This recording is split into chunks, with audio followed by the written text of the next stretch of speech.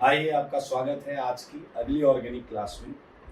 जैसा कि पिछली क्लास में हमने ये पढ़ लिया था कि E1 क्या होता है, E2 क्या होता है, E1CB क्या है, पढ़ा था ना ये सारी चीजें। हाँ, और हमने लास्ट में इनके फैक्टर्स भी पढ़े। वो कौन कौन से फैक्टर्स हैं जिनसे E1, E2 और E1CB डिपेंड करते हैं जिन चीज़ों पर। तो हमने लास्ट में एक टेबल भी बनाई थी E2 और E1 की, उसमें हमने वो सारी फाइनल बातें लिखी थी।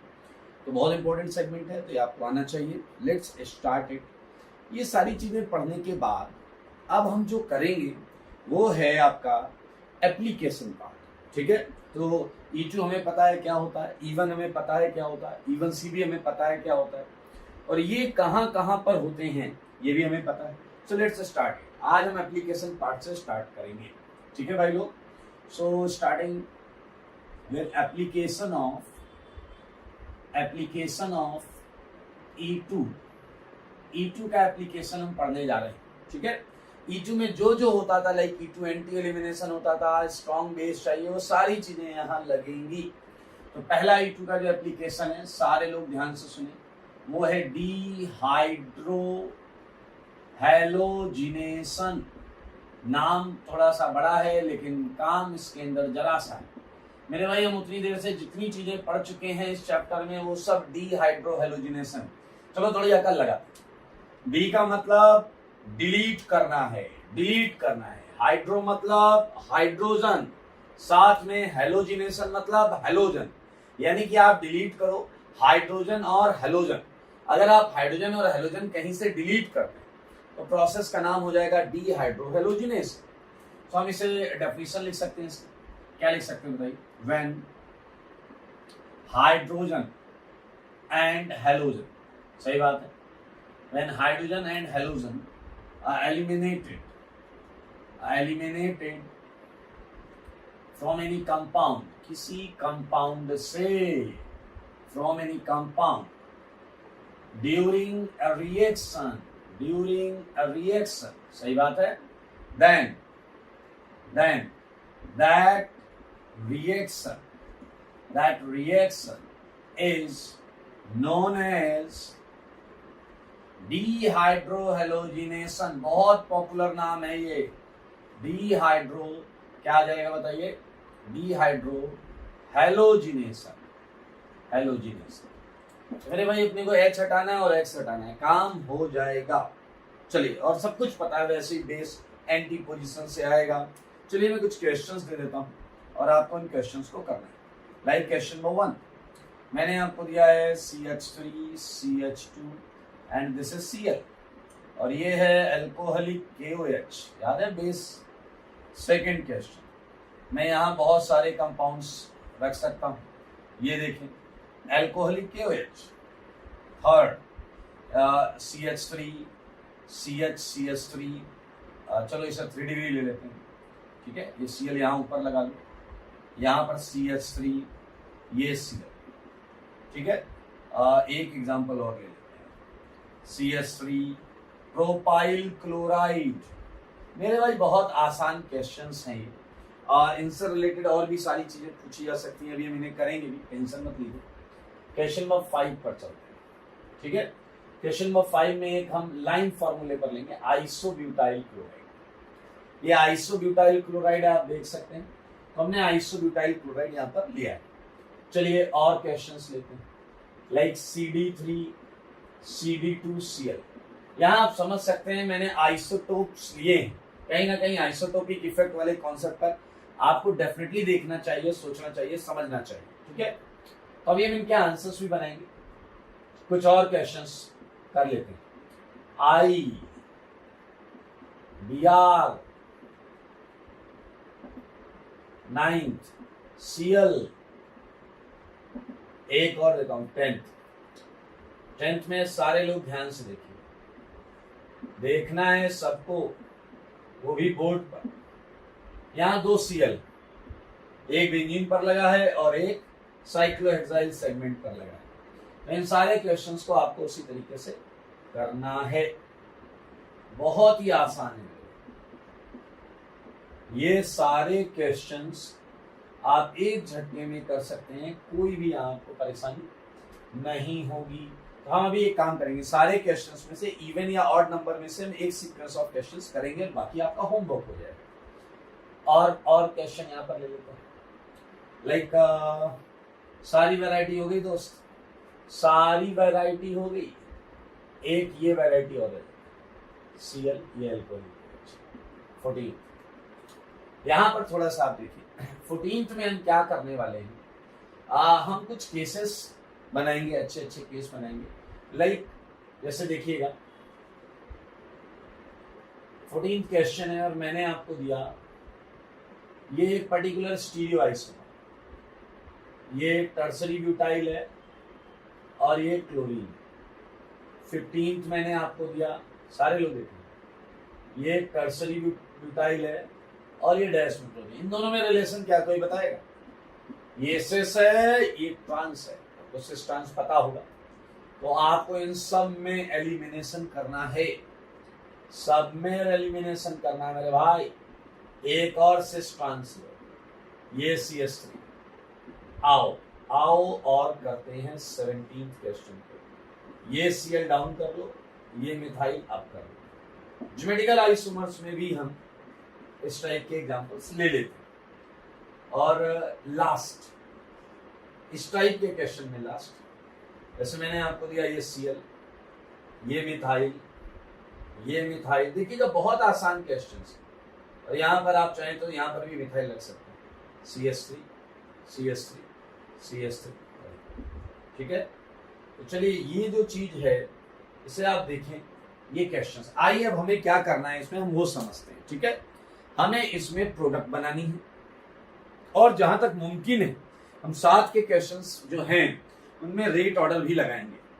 लेकिन क्वेश्चन नंबर 1, अगर मैं क्वेश्चन नंबर 1 की बात करूं तो हमें पता है हम 1 2 एलिमिनेशन पढ़ रहे हैं, 1 2 एलिमिनेशन पढ़ रहे हैं, तो 2 का, और आपको याद है ये एंटी एलिमिनेशन, 2 का कोई H कौन ले जाएगा? OH माइनस ले जाएगा।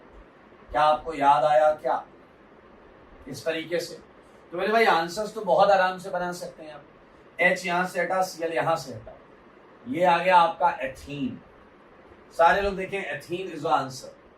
हमने इससे पहले सटजेफ और हॉफमैन सुना हुआ है, ये एथीन हमारा आंसर आ गया। सेम यहां पर भी देख सकते हैं, ये कार्बन पर Cl है, ये 1 मेरे भाई, 2 इसके दोनों तरफ, और यहां आप देख पाएंगे कि दोनों 2 एक जैसा है, तो कोई फर्क नहीं पड़ रहा।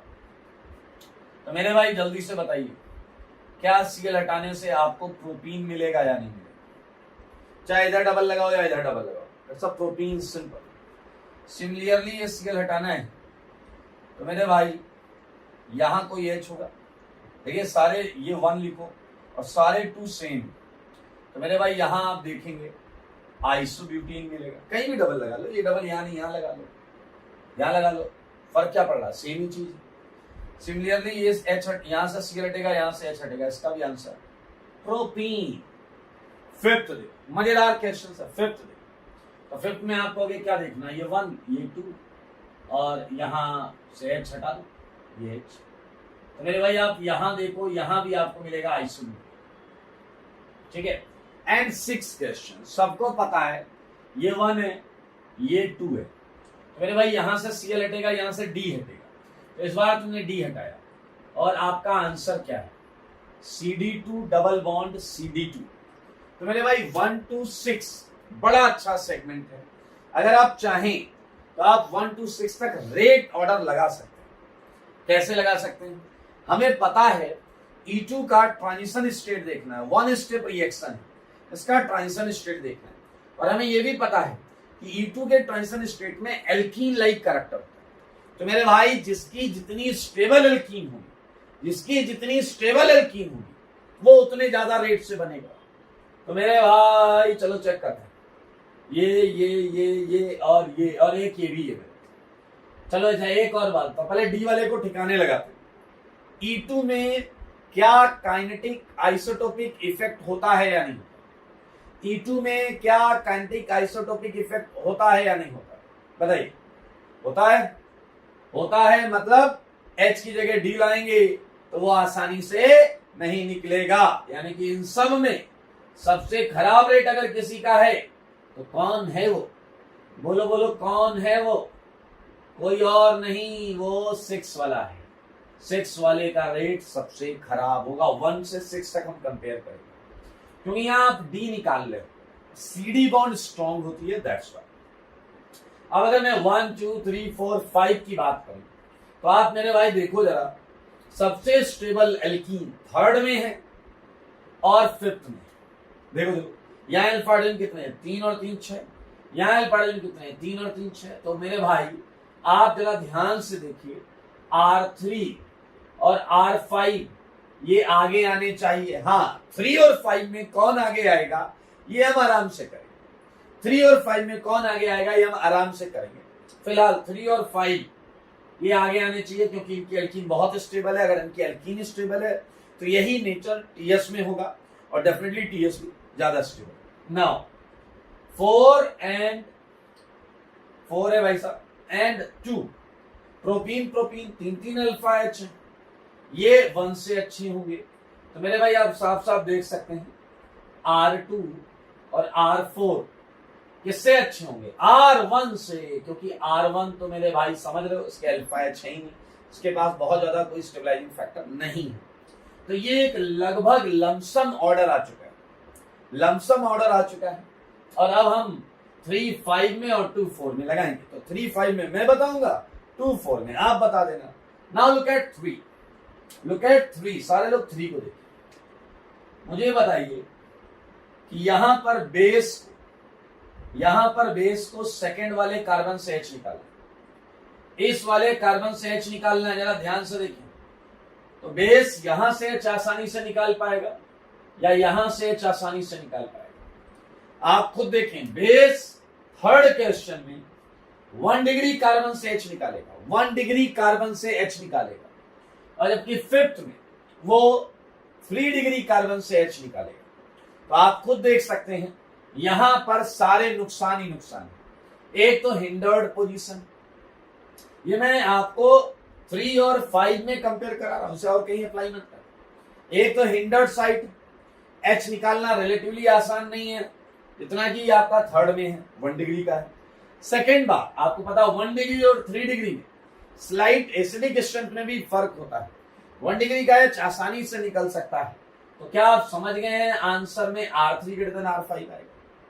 R3 ग्रेटर, अच्छा सेम लगाओ 2 and 4, 2 and 4, बताओ बेस कहां से H निकालेगा, 1 डिग्री टर्मिनल कार्बन H, और यहां बेस कहां से निकालेगा, बोलो बोलो, 2 डिग्री कार्बन H।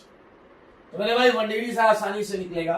तो आई थिंक मन ही मन में आपने इस आंसर को अपना बना लिया है, हाँ या ना। अरे भाई सुंदर क्वेश्चन है, प्रोडक्ट बनाना बहुत आसान है। बाजू से हमें H हटाना होता है, and we just completed rate order between 1 to 6। तो अब आपका जो टास्क है वो है जल्दी से अभी के अभी आपको जो क्वेश्चन करने हैं 7 8 9 10, 4 क्वेश्चन है और आपके पास 2 मिनट, आपका समय चालू होता है अब। सॉल्व करें जल्दी से। 7 8 9 10 ये चारों सॉल्व करने हैं, बहुत आसान है। और 7 8 9 में तो आप रेट ऑर्डर भी लगाइए, 7 8 9 में आप रेट ऑर्डर भी लगाइए, करिए।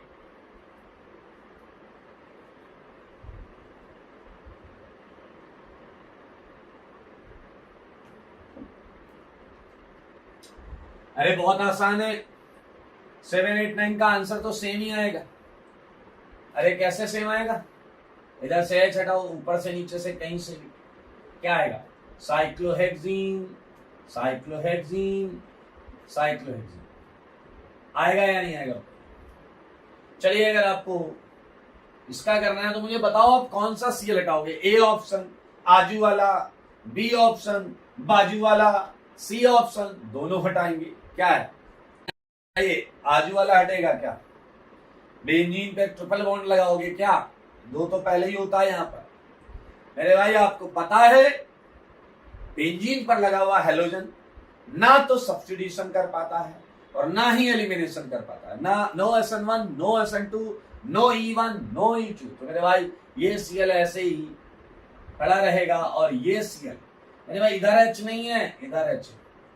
तो समझदार के लिए क्या काफी, हाँ इशारा, और आप बोले तो बता दूं दोबारा।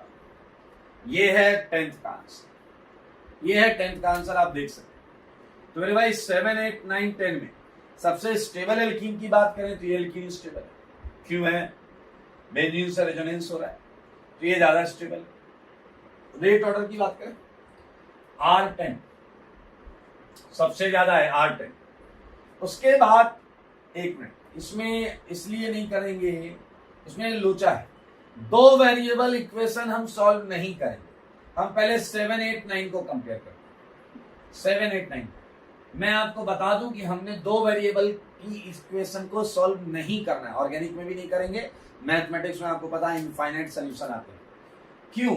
तुम इसे कंपेयर कर सकते हो। You are okay with 9 and 10। Why? Because living group same है, सेम लिविंग ग्रुप, तो एक फैक्टर होगा, वो होगा एल्कीन की स्टेबिलिटी। बट ना, इन दीज टू केसेस यहां लिविंग ग्रुप खराब है, एल्कीन स्टेबल है, यहां लिविंग ग्रुप अच्छा है, एल्कीन कम स्टेबल है। So we can not actually make a balance optimisation. हम ऐसे थ्योरेटिकली ऐसे नहीं बता सकते देख के, ठीक है। So whenever question is given to you, it would have exactly one variable like I, B, R, C, केवल लिविंग ग्रुप का वेरिएबल है। तो आपको पता है जितना अच्छा लिविंग ग्रुप होगा, तो आंसर है 7, 8, 9। R7, R8, R9, R10, R9 से ज्यादा होगा, ये हम श्योरिटी के साथ कह सकते हैं, और हम कुछ श्योरिटी के साथ नहीं कह सकते। Okay, so these are the questions. तो 10 तक हमने कर लिया है। एक दो क्वेश्चन में इधर वाले बताऊंगा, सिस ट्रांस वाले, ताकि आप बाकी क्वेश्चंस अटेम्प्ट कर पाए।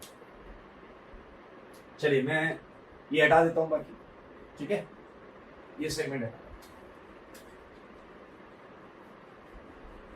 आप पढ़ रहे हैं E2 का फर्स्ट एप्लीकेशन।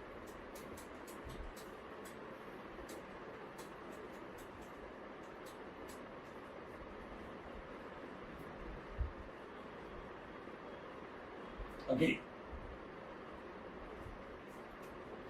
आइए जरा देखिएगा, एक मजेदार चीज है, बहुत मजेदार चीज है। क्वेश्चन का आंसर बनाना बहुत हमेशा से आसान रहेगा, लेकिन हम इसमें बहुत अच्छा सेगमेंट, बहुत अच्छे क्वेश्चंस और पूछ सकते हैं।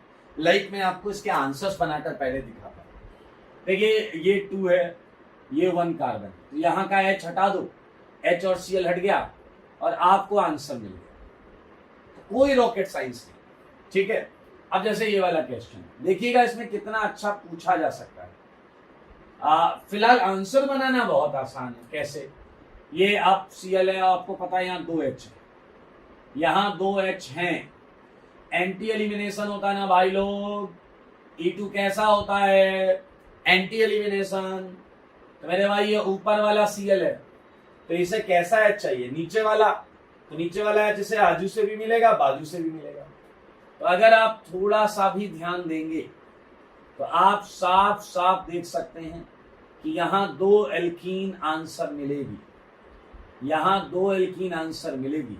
मेरे भाई रेशमिक मिक्सचर होगा, बोथ आर मिरर इमेजेस। तो आंसर बनाने में कोई फाइट नहीं, आंसर बनाने में कोई फाइट नहीं मेरे भाई, सेम आंसर है, बिल्कुल सेम आंसर है, बिल्कुल सेम आंसर, ठीक है। सिमिलरली 16th क्वेश्चन को देखिए। आइए मैं 16 सॉल्व करता हूं। मैं क्वेश्चन नंबर 16 सॉल्व कर रहा हूं, पहले तो देसी तरीके से। आई थिंक यू लाइक देसी, तो ये लीजिए देसी तरीका। ये CH3, पहले मुझे बताओ Cl किधर है, अप या डाउन? आपको दिखा अप, तो बताओ ये अपने बगल में कैसे H ढूंढेगा? डाउन H ढूंढेगा, डाउन H ढूंढेगा, क्योंकि एंटी एलिमिनेशन होता है। और मेरे भाई सच सच बताओ, क्या ये एक आंसर आएगा और एक आंसर ये आएगा या नहीं?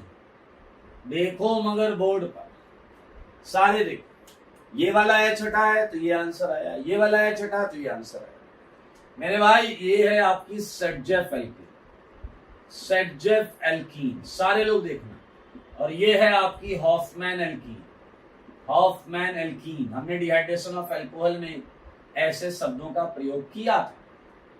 अच्छा, अगर मैं आपसे पूछूं मेजर प्रोडक्ट कौन है, तो मेरे ख्याल से आप इसे मां बुलाएंगे, इसे मी बुलाएंगे, माइनर बुलाएंगे। मेरे भाई यहाँ और भी क्वेश्चंस, अगर ये मेजर है तो ये ज्यादा अच्छे रेट से बना होगा इस केस में पर्टिकुलरली, लेकिन अक्सर हम इस टाइप की चीजों को रिप्रेजेंट कैसे करते हैं, सारे लोग देखना। आपको पता है एच और सीएल एंटी रहा होगा एलिमिनेशन में, क्योंकि ये एंटी एलिमिनेशन। मेरे भाई 6 की रिंग की एक्चुअल फॉर्म क्या होती है आपको पता है? चेयर। क्या होती है? चेयर। सारे लोग क्या होती है? चेयर। और 6 की रिंग में एंटी पोजीशन केवल एक्सियल कराती है। आप बुद्धि लगाओ, समझो। इसके अलावा तुम्हें एंटी पोजीशन कहीं नहीं मिलेगी। एक और एक्सियल होता है, एक्सियल ही एंटी का मतलब जानते हो? एंटी का मतलब 180 पर। एक ने कहा क्या बात कर दी, मैं इक्वाटोरियल दिखाता हूं आपको। मेरे भाई ये कहां से एंटी है? ये इक्वाटोरियल इस इक्वाटोरियल से कहां एंटी है? इस इक्वाटोरियल के एंटी अगर कुछ है तो वो ये बॉन्ड है, एंटी। तो ये चेयर कंफर्मेशन के अंदर एंटी अरेंजमेंट केवल एक्सियल पर आता है, केवल एक्सियल पर आता है। ये समझ लो, ठीक है ना? मैं यहां पर लिख भी सकता हूं, anti arrangement appears only on axial adjacent position in chair conformation। आओ बच्चों तुम्हें बताएं, तो मेरे भाई मैं यहां पर एक काम करता हूं, मैं आपको वो एंटी कंफर्मेशन बनाकर दिखाता हूं, एंटी अरेंजमेंट जो अपने को चाहिए।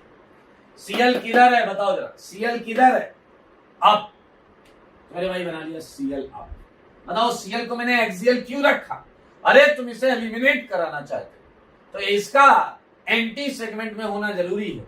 और एंटी कब बनेगा? जब ये एक्सियल ये सीएल अप, ये CL up, clockwise methyl up, clockwise methyl up. तो यहां अप क्या आएगा? इक्वेटोरियल। कोई बात नहीं, समझो इशारे को। देखो यहां इसे एंटी पर एच मिला है और उस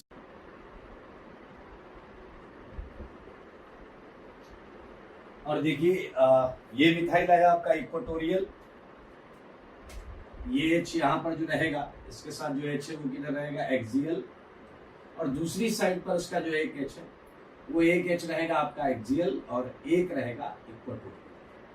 तो अगर आप सीएल को ध्यान से देखें तो ये एक एंटी सिस्टम इधर बन रहा है, सीएल ये देखिए, और एक एंटी सिस्टम पीछे की तरफ बन रहा है। तो जब इस पर आपका बेस जो एल्कोहलिक KOH है वो बेस आएगा, तो सच बताइए वो बेस किधर से अप्रोच करेगा? बेस तो एच को लेने आएगा, तो वो नीचे से अप्रोच करेगा। तो एक एलिमिनेशन आप इस तरीके से देख सकते हैं, और यही बेस नीचे की तरफ से ही इस एच को अप्रोच करेगा।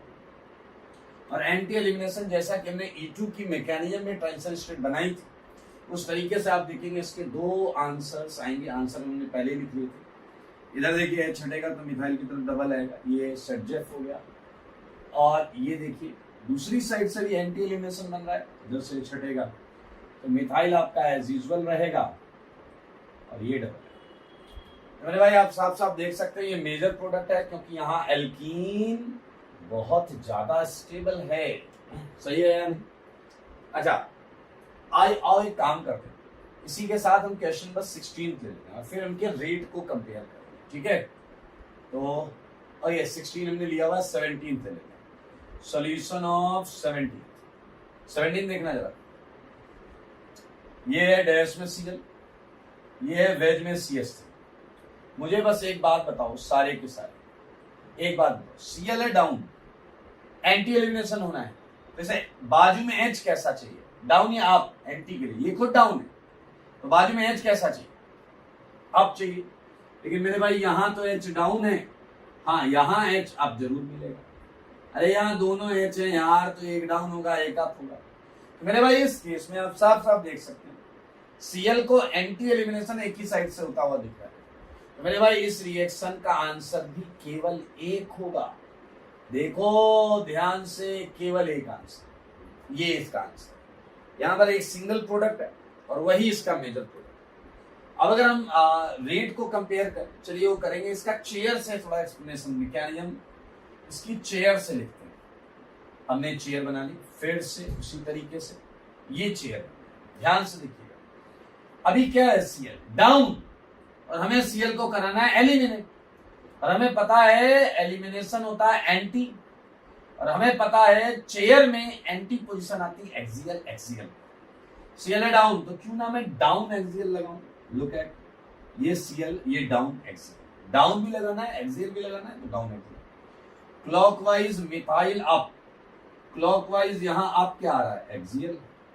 मिथाइल ये देखिए एक्सियल, और इसका एच किधर होगा, इक्वेटोरियल। ये एच सीएल के साथ एंटी नहीं है, देख लो देख लो, लेकिन इसके दूसरी साइड सीएल के इधर मेरे भाई एक एच बिल्कुल एंटी है, वो ये वाला एक्सियल वाला है।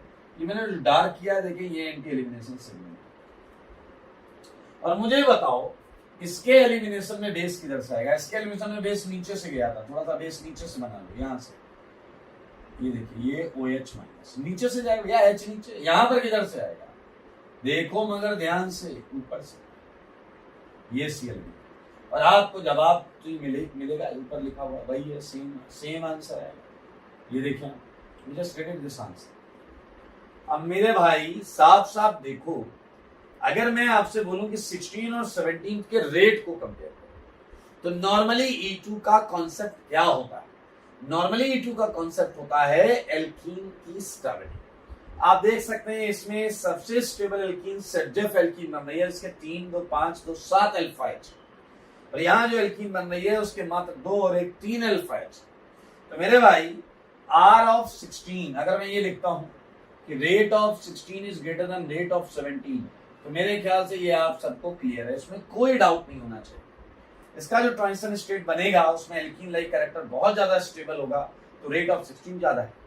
अब आपको एक और विचार करना है, वो विचार ये है कि अगर मैं आपसे बोलूं कि 16 की जो माइनर प्रोडक्ट है उसके बनने का रेट और 17 के रेट में कौन ज्यादा होगा, थोड़ी बुद्धि लगाना। अब आप एल्कीन स्टेबिलिटी बुद्धि नहीं लगा सकते, क्यों नहीं लगा सकते, 16 की माइनर को देखो और 17 की प्रोडक्ट को देखो, इसकी माइनर को देखो, इसकी प्रोडक्ट। मेरे भाई ये माइनर है और ये ओरिजिनल है, लेकिन ये दोनों एल्कीन हूबहू सेम है। अगर ये एल्कीन हूबहू सेम है तो स्टेबिलिटी भी सेम होगी, किसकी, बोलो बोलो किसकी, टीएस की। लेकिन एक चीज हम समझ सकते हैं, वो देखो जब आपका बेस इसे नीचे से अप्रोच कर रहा है, तो इस एच को अप्रोच करते समय ये एच भी नीचे की तरफ था और ये एच भी नीचे की तरफ था। समझना मामले, जब वो इस एच को अप्रोच कर रहा था तो ये 2 एच थे, और जब वो इस एच को अप्रोच कर रहा था तो 2 एच ये नीचे थे। मैं क्या कहना चाहता हूं यहां समझ में आएगा। यहां पर जब वो एच माइनस इस एच को अप्रोच कर रहा था, तो एक तो इस एक्सियल पर, पीछे वाले एक्सियल पे हाइड्रोजन था और एक मिथाइल था। मेरे भाई क्या आपकी नजर पड़ी इस मिथाइल पे, बड़ा वाला का बेस ऊपर से जब एच लेने आएगा तो इस वाले में कंफर्मेशन में मिथाइल अपसाइड है, बड़ा वाला है, आप जैसा है एकदम, और ये क्या करेगा, OH माइनस को हिंड्रेंस देगा, hindrance. And because of that hindrance इसका ट्रांजिशन स्टेट बहुत स्टेबल नहीं बनेगा। And we can comment again कि मेरे भाई 16th की माइनर प्रोडक्ट भी 17th के मेजर प्रोडक्ट से या ओनली प्रोडक्ट से भी फास्ट बनेगी। ये एक इंटरेस्टिंग पॉइंट है, हम यहाँ देख सकते हैं, समझ सकते हैं, और आप ये जरूर बनाएं और इसके बाद खूब सारा अपने शब्दों में इसे एक्सप्लेन करें।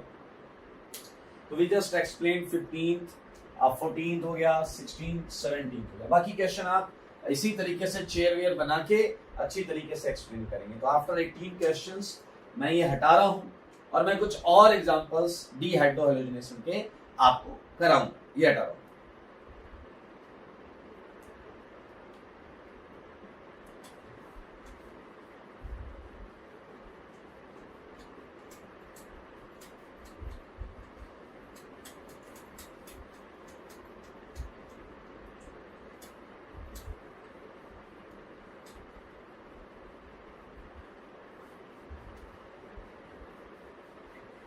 ओके, देखिए स्टीरियो केमिस्ट्री वाले क्वेश्चंस हमने ले लिए, चेयर बना के उसमें एक्सियल पोजीशन पर उन्हें रखा हमने, और उसके बाद हमने क्या किया, उसमें एंटी एलिमिनेशन किया।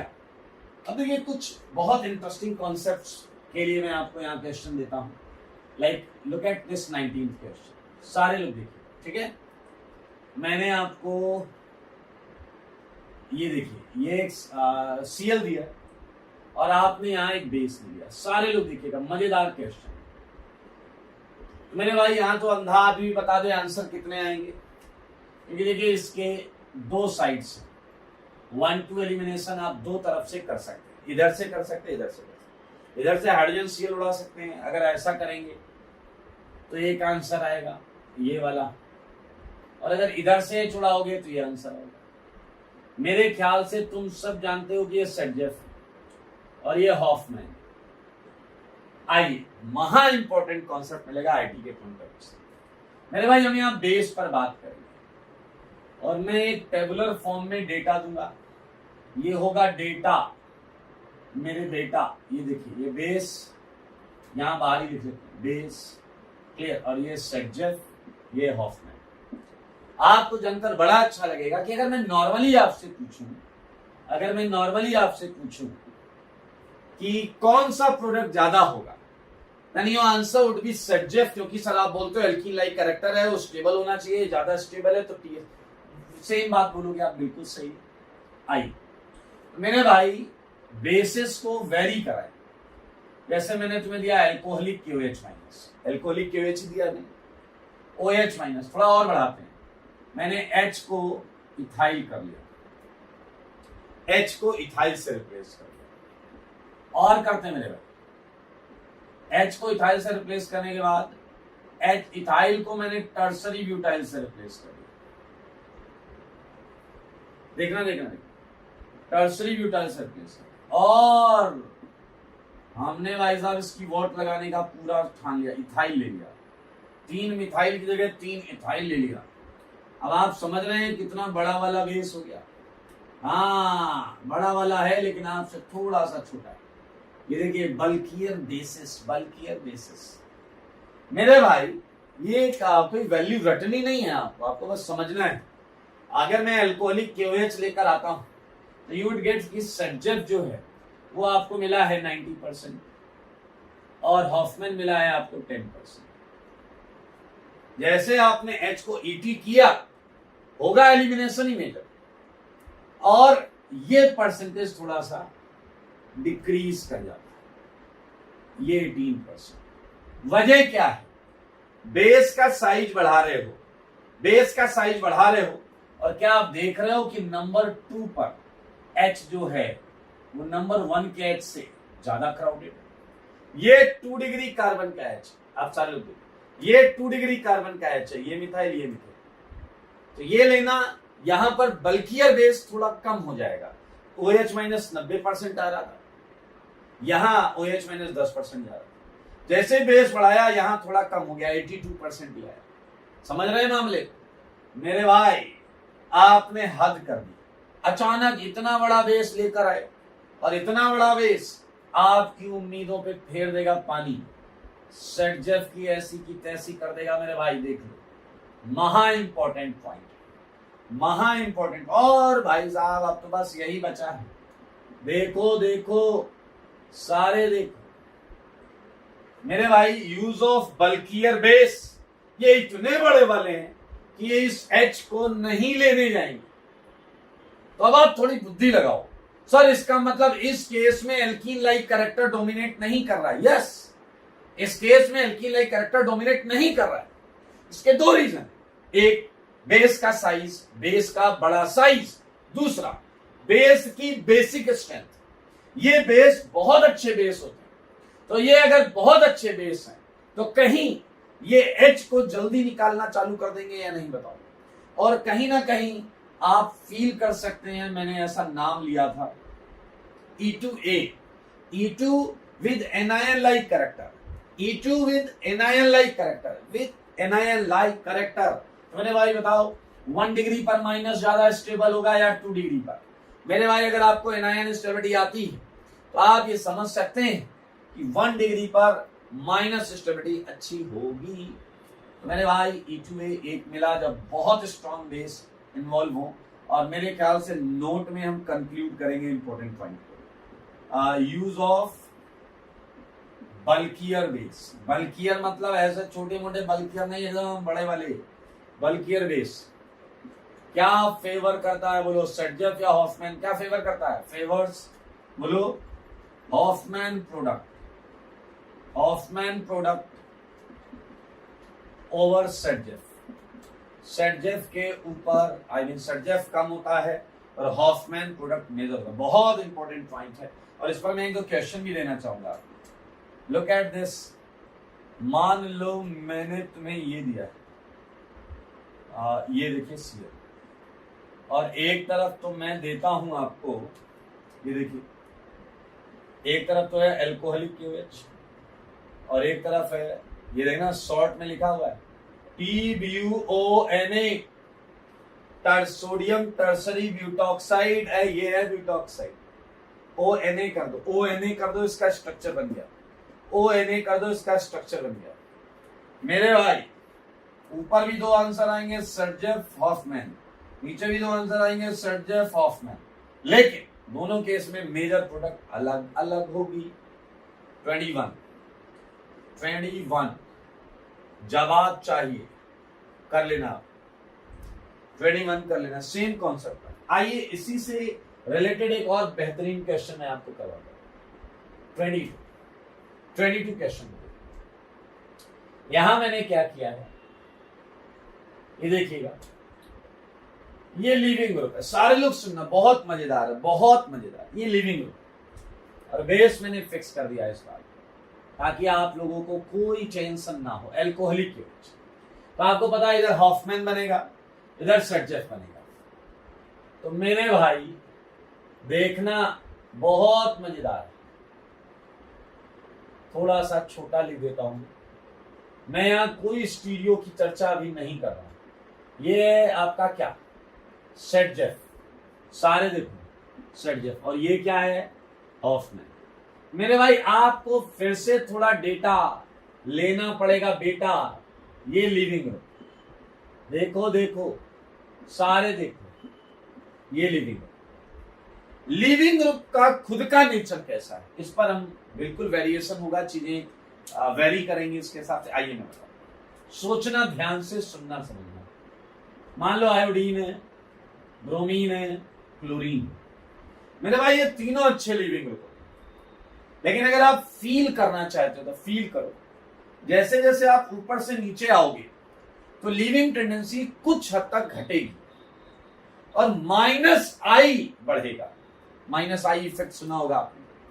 लिविंग टेंडेंसी कुछ हद तक घटेगी और -I इफेक्ट कुछ हद तक बढ़ेगा। तो चलिए मैं काम करता हूं, मैं यहां आयोडीन मान लेता हूं। बेस आएगा तो बेस के पास एक बार तो ये हटाएगा, एक बार ये हटाएगा। तो ऐसे ही देख लें, यहां सर्जेफ बनता है 85% और हॉफमैन बनता है 15%। इसमें कोई इश्यू नहीं। OH- आया होगा, इस H ने हटना चालू किया होगा, लिविंग ग्रुप ने 85% ये प्रोडक्ट आ गए। अब जैसे ही तुमने I को BR किया, क्या BR वही रिस्पॉन्स देगा जो आयोडीन दे रहा था? सोचने वाली बात। क्या BR वही रिस्पॉन्स देगा जो आयोडीन दे रहा था? नहीं। इसकी लिविंगेबिलिटी थोड़ी कम होगी और BR की वजह से यहां के H और यहां के H में एसिडिक स्ट्रेंथ पहले से थोड़ी ज्यादा होगी। तो मेरे भाई अब जो OH- यहां आएंगे, H को निकाल लें, उसे BR से वो सपोर्ट नहीं मिलेगा जो I से मिल रहा था। तो मेरे भाई OH- कुछ OH- इस जगह से मूव करके यहां चले जाए कुछ, और ये आप देख सकते हैं यहां पर 72% एंड 28%। कुछ OH- बेस यहां से यहां चले जाएंगे और देखेंगे वो परसेंटेज आपको बढ़ा हुआ दिखेगा। Cl के केस में मेरे भाई सेम सिचुएशन फॉलो करें, लेकिन ये देखें कि परसेंटेज सर्जेफ का ही ज्यादा है। ऐसा क्यों हो रहा है? लिविंग एबिलिटी घट रही है और इनके बढ़े हुए -I की वजह से, यहां के H की एसिडिक स्ट्रेंथ बढ़ने की वजह से कहीं ना कहीं E2A की तरफ बढ़ रहा है। और फ्लोरीन लेते ही मामला गड़बड़ हो जाएगा। गड़बड़ नहीं होगा, समझो। फ्लोरीन लेते ही, फ्लोरीन तो भाई साहब घटिया लीविंग, फ्लोरीन तो कहेगा अपन नहीं हट रहा है, अपना हमारा मूड नहीं अभी हटने का। तो मेरे भाई अब रिएक्शन पूरी की पूरी किस तरफ झुक जाएगी, वो है E2A। और आपको जानकर अच्छा लगेगा कि 20% सेटजेफ और 80% हॉफमैन बनेगा। याद रखना रिएक्शन E2 ही है। मैं यहां लिख देता हूं नोट में। क्या बताइए, पुअर लिविंग ग्रुप, ये poor leaving group, and poor leaving group with strong minus I effect. Poor living group with a strong minus I effect, like देखो जरा फ्लोरीन, आपको पता है NR3+ का भी माइनस आई बहुत ज्यादा होता था, और NR3 बहुत अच्छा लिविंग ग्रुप नहीं होता। सिमिलरली हम ले सकते हैं SR2+, ETC dominates या poor living group with strong minus I effect like this. Follow E2A during elimination, during समझो एक एक चीज को समझो, during elimination by base, and Hoffman alkene dominates over para। ये बहुत इंपॉर्टेंट है मेरे भाई, ये पॉइंट भूल गए अगर तो कुछ मार्क्स भूलने पड़ेंगे आपको। मोस्ट इंपॉर्टेंट आप देखें हॉफमैन कब कब डोमिनेट कर सकता है। तो बेस बड़ा ले आओ, एक लिविंग ग्रुप घटिया ले आओ, उस पर कुछ क्वेश्चंस कराऊंगा मैं आपको। 23 देखो मगर बोर्ड पर NMe3+ और ये OH- एंड ये हीट, क्लियर। ये क्वेश्चन 24, एक क्वेश्चन और दूंगा मैं, ये है SMe2+ एंड OH-। देख लीजिए सेम कॉन्सेप्ट है E2A का, ठीक है, देख लीजिए सही का।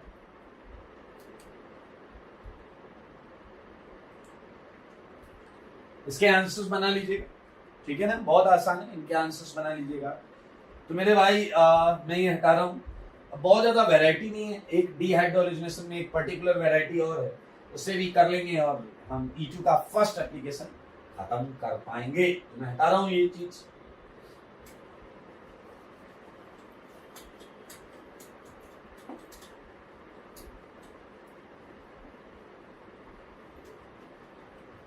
ओके,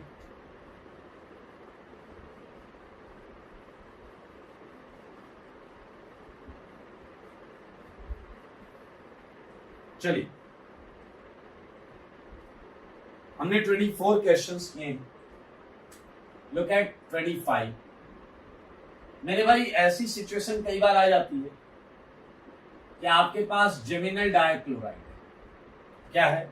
जेमिनल, दो लिविंग ग्रुप, और आपने क्या किया, एल्कोहलिक क्यूरेज किया, एल्कोहलिक क्यूरेज किया। तो मेरे भाई आपको पता है लिविंग ग्रुप 1 हो गया, ये 2 हो गया, यहां से H हटेगा, यहां से Cl हटेगा। तो मेरे भाई आपका जवाब होता है विनाइल क्लोराइड, आपका जवाब होता है विनाइल क्लोराइड, ठीक है, इसमें कोई प्रॉब्लम नहीं होनी चाहिए किसी। लेकिन सोचिए अगर मैं आपको ऑलरेडी विनाइल क्लोराइड ही देता, अगर मैं विनाइल क्लोराइड ही देता तो आपकी एक्सपेक्टेशन क्या होती है, ये Cl हट जाए, ये H हट जाए, ये Cl हट जाए, ये H हट जाए। मेरे भाई ये बहुत आसान नहीं होता, ये बहुत आसान नहीं होता कि अल्कोहलिक क्यूरेज से हटाकर ट्रिपल बॉन्ड दे। मेरे भाई ये इतना पुअर यील्ड में आता, VPY का मतलब होता है वेरी पुअर यील्ड, इतना कम यील्ड में आता है कि इस रिएक्शन को हम एक्चुअली फिजिबल मानते नहीं। तो हम क्या करेंगे, प्रॉब्लम क्या है मेरे भाई, अगर मैं KOH से स्ट्रॉन्ग बेस लाऊं, KOH से strong base, and that is sodamide, that is sodamide. तो सोडामाइड आपको ये दे देगा HC ट्रिपल बॉन्ड CH, ये दे देगा HC ट्रिपल बॉन्ड CH, देख सकते हैं आप, ठीक है। तो मेरे भाई ये बहुत इंपॉर्टेंट रिएक्शन है, फिर से मोस्ट इंपॉर्टेंट रिएक्शन है, और क्वेश्चन पूछे जाने का तरीका वो भी बहुत इंपॉर्टेंट होता है कई बार। लाइक मैं आपको ऐसा दे सकता हूँ, look at 25 question, CH3 CH Cl Cl, clear. मैंने यहाँ लिखा एल्कोहलिक QH, तो बताइए क्या किया होगा इसमें, एक Cl एक है, छठा होगा ऊपर वाली रिएक्शन, और फिर मैंने एरो के नीचे लिख दिया NaNH2, मतलब दूसरा बचा वाला ये निकाल ले जाएगा, तो जवाब क्या आएगा, triple bond triple bond triple bond. मेरे भाई एक 28th क्वेश्चन, देखो क्वेश्चन पूछे जाने के तरीके से आप आंसर देंगे। लाइक अगर मैं आपसे पूछूं कि इसका एक मोल, इस कंपाउंड का एक मोल NaNH2 के मैक्सिमम कितने मोल खा सकता है, मैक्सिमम कितने मोल खा सकता है, तो ये क्वेश्चन आप करके लाएंगे अगली क्लास में। एक्स मैक्स की वैल्यू बतानी, एक्स मैक्स की वैल्यू बतानी, ये ध्यान से करिएगा, अच्छा क्वेश्चन, ठीक है। जब इस तरीके की लैंग्वेज होगी तो हम हर पॉसिबिलिटी जो होती है उस पर हम विचार करें। तो मेरे भाई ये कैटेगरी ये है और बहुत ज्यादा इंपॉर्टेंट है यार। ये कहीं भी अगर आपको एल्कोहलिक QH और NaNH2 एक साथ दिखता है, आप समझ लें कि ऐसा 2 बार एलिमिनेशन करके ट्रिपल बना रहे। मेरे भाई ये देखिए, यहां पर आप वही कर लें, एल्कोहलिक QH और क्या बताइए NaNH2, 30th क्वेश्चन, ये Cl ये Cl, इस पर भी कर लीजिए, ठीक है।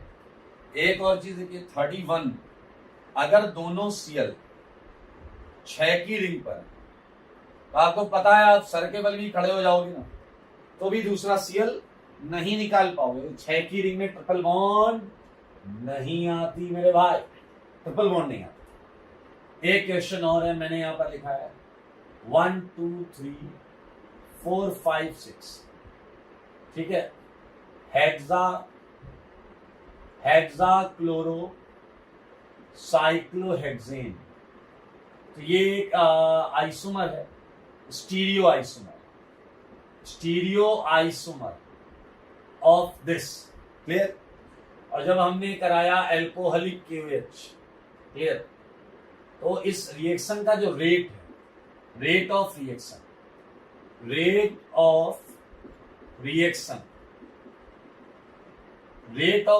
बहुत अच्छा क्वेश्चन है। अगर मैं बात करूं इसका एक stereo isomer of this, whenever reacted with alcoholic QH, it shows rate of reaction least value of rate of reaction। then question क्या है, identify this stereoisomer, ये कैसा दिखता है, आप समझ रहे हैं, क्वेश्चन समझ गए। एक कंपाउंड है, उसका एक स्टीरियोआइसोमर है जो least value of rate of reaction कौन सी रिएक्शन है, रेट ऑफ डीहाइड्रोहेलोजिनेशन। तो मेरे भाई आपको पता करना है, पहचानना है कौन है वो। आई थिंक आप पहचान लेंगे कि कौन है वो, बड़े आराम से और बड़े सिंपल तरीके से किया जा सकता है। ओके, सो ये है हमारा E2 का फर्स्ट एप्लीकेशन। एंड इंटरेस्टिंगली मैं एक बात बताऊं, E2 का जो सेकेंड एप्लीकेशन है वो आपने पहले कहीं ना कहीं उससे मिलती जुलती कुछ चीजें पढ़ी हुई हैं। तो E2 का सेकेंड एप्लीकेशन बहुत आसान है और बहुत जल्दी हो जाता है। तो चलिए हम E2 के सेकेंड एप्लीकेशन की बात करें। ये सेकेंड एप्लीकेशन जो है ये हटा देता हूँ यार, फिर ये हटा रहा हूँ, बहुत इंपॉर्टेंट क्वेश्चन हटा रहा हूं।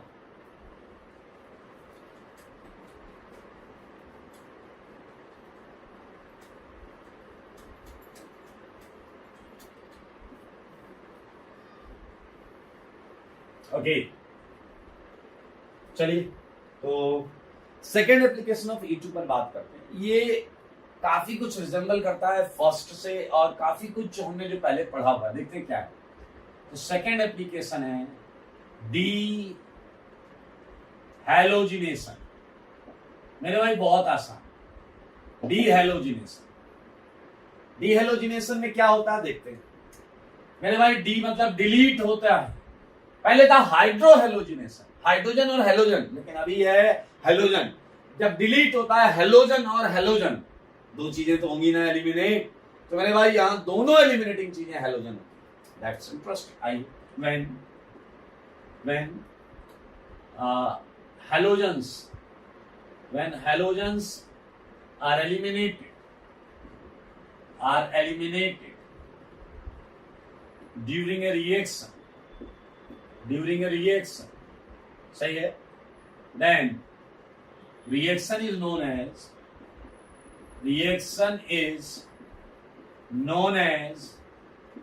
dehalogenation। आओ एग्जाम्पल दिखाता हूं, मुझे पता आप एग्जाम्पल के लिए बेकरार हो रहे हैं। ये भी एक्स, पीछे वाले दो एक्स हैं, ये देखो मेरे भाई इसकी पहचान। और ये रिएक्शन, एक रिएक्शन के साथ आप थोड़ा सा कंफ्यूज हो सकते हैं, और बताना कौन सी रिएक्शन के साथ कंफ्यूज होंगे। ये NaIAC2। मेरे भाई मैं याद दिला देता हूं, अगर एक एक्स है तो ये रिएक्शन हमने SN2 में पढ़ी है। SN2 में पढ़ी है फिंकलस्टीन, याद आया, फिंकलस्टीन, वो SN2 है। लेकिन अगर दो एक्स हैं आजू बाजू तो ये E2 है। मेरे भाई जवाब आपको ये मिलेगा, आप देखें एल्कीन, एक NaX लेकर भागेगा और एक I भी X लेकर भागेगा, इंटर हैलोजन का। ये देखिए, ये है आपका E2 का एक और एग्जांपल। यहां पर आप जिंक डस्ट भी ले सकते हैं, तो आपको आंसर वही मिलता, प्लस ZnX2। तो आप ये लोगे तो ये लो, अल्कीन तो सेम ही आ रही है। मजेदार, ये है क्या E2, मतलब एंटी एलिमिनेशन होगा, एवरीथिंग इज सेम। और ये इसकी मैकेनिज्म में एक बार को लिखता हूं, मेरे भाई समझना, बड़ी मजेदार इंटरेस्टिंग स्टोरी होगी। I- एंड फिर से वैसा सीन बना लो, याद आया कुछ? हाँ, जो उधर मैकेनिज्म में बनाया था मेरे भाई, ये देखिए। अब आपके दिमाग में थोड़ा सा ये भी होगा, सर पहले तो H होता था, H पे पार्शियल प्लस होता था, तो बेस उस पे जाता था, अभी तो इस X पर पार्शियल माइनस होगा, अभी कैसे जाएगा? धैर्य है, थोड़ा सा ठंड रखें, अपने आप आंसर मिलेगा। मेरे भाई यहाँ कॉन्सेप्ट बेहतरीन, आपको पता है ये लिविंग ग्रुप की तरह बिहेव करेगा तो भागने का प्रयास करेगा, ये भागने का प्रयास करेगा तो इस X पर पार्शियल माइनस होगा, कार्बन पर पार्शियल प्लस, और यहां के प्लस को देखकर सच बोलो, क्या X NGP जैसा कुछ करेगा या नहीं? क्या X NGP जैसा कुछ करेगा या नहीं? और X जब NGP जैसा करेगा तो इस X पर प्लस आएगा, फिर I इससे इंटरेक्ट करने की कोशिश करेगा। और देखो सारे बोर्ड पर मेरे भाई क्या क्या बनने की संभावना है यहाँ पर, उसकी बात करते। देखो ये कौन भाग रहा है? X क्या लेकर भाग रहा है? इलेक्ट्रॉन, ठीक है। यहां डबल कैरेक्टर आ रहा है X, और मेरे भाई ये I। सारे लोग ध्यान से देखिए, ये इसका ट्रांजिशन स्टेट है, ये है डीहैलोजिनेशन का ट्रांजिशन स्टेट। आओ बच्चों तुम्हें बताएं, break, this dash means break, break form, break form, break form, break form. चलो यहां से देखते हैं, break form, break form, break form, समझ रहे हैं आप? ये आ रहा है, थोड़ा सा लिखता हुआ चलता हूं। ये क्या है? ब्रेक। ये क्या है? फॉर्म। ये क्या है? ब्रेक। ये क्या है? फॉर्म। ये क्या है? ब्रेक। ये क्या है? फॉर्म। मेरे भाई आप देख सकते हैं कि इंटर हैलोजन कंपाउंड IX यहां से निकलेगा, तो बनने वाली चीज क्या होगी? बनने वाली चीज होगी एक एल्कीन, एक IX और X माइनस, ये है। और यहां पर आप देखें दोनों एंटी एलिमिनेशन, फिर से एंटी पर है इसलिए, और आपसे एक छोटा सा प्रश्न, उसका जवाब दे दो। ये बताने की जरूरत नहीं है कि E2 मैकेनिज्म है, क्योंकि E2 का ही एप्लीकेशन पढ़ रहे हैं। मैं लिख रहा हूं ऑर्डर ऑफ, ये बताना है rate of, order of rate of following vicinal halides, I mean dihalides. चलो मैंने आपको दिया है, बोलो बोलो, आयोडीन, आयोडीन। मैंने आपको दिया है ब्रोमीन ब्रोमीन, आपको मिला Cl Cl, पहले कौन हटेगा बताओ, लीविंग टेंडेंसी के हिसाब से बताना है, कुछ नया नहीं है यहाँ पे, आयोडीन जल्दी हटता है। और सिंपल सी बात है, आपको मैं कुछ महसूस कराऊंगा, करना महसूस करना, सारे महसूस करना, एंटी एलिमिनेशन सारे महसूस करना, ठीक है। सोचो सोचो ध्यान से सोचो, ये है डायहैलाइड, ये है डायहैलाइड, विसिनल डायहैलाइड, विसिनल डायहैलाइड, सारे लोग देखें प्लीज। तुम्हें एक डायहैलाइड जो कि विसिनल है उससे 2x निकाल ले, कैसे, एंटी तरीके से, और क्या बना रहे हो, एल्कीन। ओके, फिर से सोचो मैंने क्या बोला, डायहैलाइड है, विसिनल डायहैलाइड है, उससे X2 निकाल ले, X2 कैसे निकाल लो, एंटी तरीके से, और आंसर क्या है, एल्कीन। मेरे भाई याद करो, इसका रिवर्ट हम कर चुके हैं, एल्कीन पर हमने X2 को एंटी तरीके से जोड़ा था और विसिनल डायहैलाइड बना, एडिशन ऑफ X2, कार्बोटाइन मैकेनिज्म चैप्टर जो था ऑप्टिकल के जस्ट बाद वाला, वहां किया। एल्कीन पर X2 जोड़ा था एंटी तरीके से और आंसर आया था विसिनल हैलाइड। और आज क्या कर रहे हैं, विसिनल हैलाइड को X2 निकाल रहे हैं एंटी तरीके से और एक एल्कीन मिल रहा है। अब आप कहोगे क्या बताना चाहते हो, आपको अगर याद हो वहां नोट में हमने एक इंपॉर्टेंट टेबल लिखी और वो टेबल थी जैसी एल्कीन अगर वैसा ही एडिशन, तो बड़ा वाला नाम याद है, एराइथ्रो। जैसी एल्कीन अगर वैसे ही एडिशन तो एराइथ्रो। आज हम उल्टा कर सकते हैं, अगर एराइथ्रो है और आप एंटी तरीके से निकाल ले तो आपकी एल्कीन, आप समझ रहे हैं, ट्रांस आएगी, क्योंकि एंटी ट्रांस। मेरे भाई सेम चीज को रिवर्ट किया जा सकता है। ये कुछ क्वेश्चंस करते हैं। क्वेश्चन नंबर 1, मेरे ख्याल से ये हलवा क्वेश्चन, हलवा question of the day, NaI acetone. Look at second question. मेरे भाई मैंने ये प्रश्न दिया आपको CH3 HCl और ये CH2Cl। इट्स नॉट नेसेसरी कि हमेशा Cl ही होगा, ये Br भी हो सकता है। अरे यार अच्छा, यहाँ मजेदार, यहाँ तुम्हें टेंशन सेटजेफ हॉफमैन की ज्यादा नहीं आएगी। 2 Cl हैं, हटाओ बीच में डबल लगा, 2 Br हटाओ बीच में Br लगा, उसमें क्या था, Cl एक, इधर भी H इधर भी H। यहाँ बड़ा आसान है। लुक एट थर्ड क्वेश्चन, ये आपका Cl है, ये Cl, ये हटेगा बीच में डबल आ जाएगा, है ना आसान, बहुत आसान है मेरे भाई। ये Cl, ये Cl, एक मैंने दिया अल्कोहलिक QH और एक मैंने दिया NaI एसीटोन, ठीक है।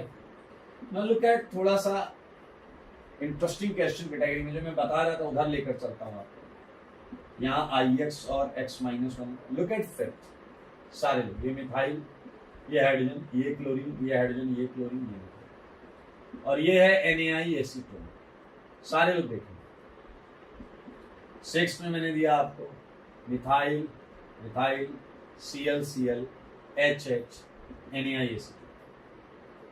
7th ले लो आप, 7th में आप न्यूमन ले सकते हैं, Cl, phenyl, H, Cl, phenyl, H, ठीक है।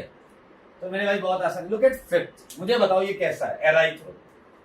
देखो एराइथ्रो, मीजो। अगर आप दोनों Cl एंटी से निकालोगे तो एल्कीन का नेचर भी कैसा होगा, ट्रांस। मेरे भाई ये एक झटके में आपको आ जाएगा, एक झटके में आ जाएगा। देखिए बाकी तो जो चीज निकल नहीं।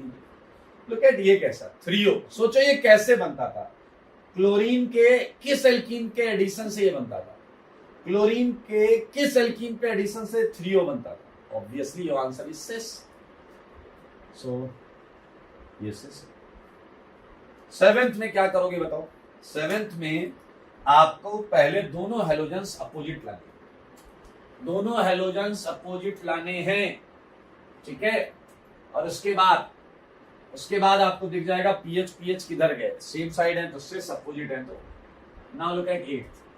एक क्वेश्चन मैं पूरा कर देता हूं क्योंकि मुझे पता है आप लोग छोटे मोटे नहीं, बहुत बड़े वाले। ये देखिए 8th क्वेश्चन, ये करें। तो मेरे भाई इसका फेसर बना सकते हैं। फेसर में आएगा CH2CH3 हाइड्रोजन, ये आएगा क्लोरीन, ये आएगा हाइड्रोजन, ये आएगा क्लोरीन, ये आएगा CH3 मिथाइल। ठीक है, चल तो हमारा प्रायोरिटी क्या है, Cl क्या रहे, Nt। तो एक काम कर, इस Cl को नीचे कर लें और इस Cl को ऊपर। पहले इस Cl को नीचे कर, अगर ये Cl नीचे आएगा तो डैश में कौन जाएगा, मिथाइल CH2CH3, और वेज में कौन जाएगा, हाइड्रोजन। हाइड्रोजन यहाँ, Cl यहाँ, ये। और अगर ये Cl ऊपर गया तो बताओ मिथाइल बाहर आ जाएगा या नहीं, और H किधर रहेगा, H अंदर। अब मेरे भाई मैं क्या बताऊं आपको यार, यही आंसर तो पहले भी आप समझ रहे थे, I-। तो क्या आप देख रहे हैं इथाइल और मिथाइल अपोजिट है या नहीं। अगर इथाइल मिथाइल अपोजिट है तो आपको ये आंसर मिलेगा, ये इथाइल ये मिथाइल अपोजिट, ट्रांस। वैसे भी आप सोच सकते थे एराइथ्रो किस एल्कीन से आता है, एंटी एडिशन कर, ट्रांस से आता है, trans is direct answer. So it's very interesting कि हमने E2 के 2 एप्लीकेशन कर लिए। अब आप एक काम करें, होमवर्क सुनने सारे। होमवर्क में एक तो आप DPT 15 मैंने पिछली बार डिस्कस की थी, DPT 16 कर लें। सारे लोग देखें DPT 16 होमवर्क है, और आप सीट वापस चालू कर सकते हैं। सीट जो है सब्स्टिट्यूशन एलिमिनेशन की, उसमें जहां तक हमने किया है उसके आगे 30 क्वेश्चंस और 30 क्वेश्चंस और। ठीक है, बड़ा इंपॉर्टेंट और मजेदार चैप्टर है। आई होप आप इसे पढ़ रहे हैं, समझ रहे हैं और होमवर्क भी करते रहें। आज के लिए इतना ही, चलिए स्वस्थ रहें, मस्त रहें और पढ़ाई में व्यस्त रहें।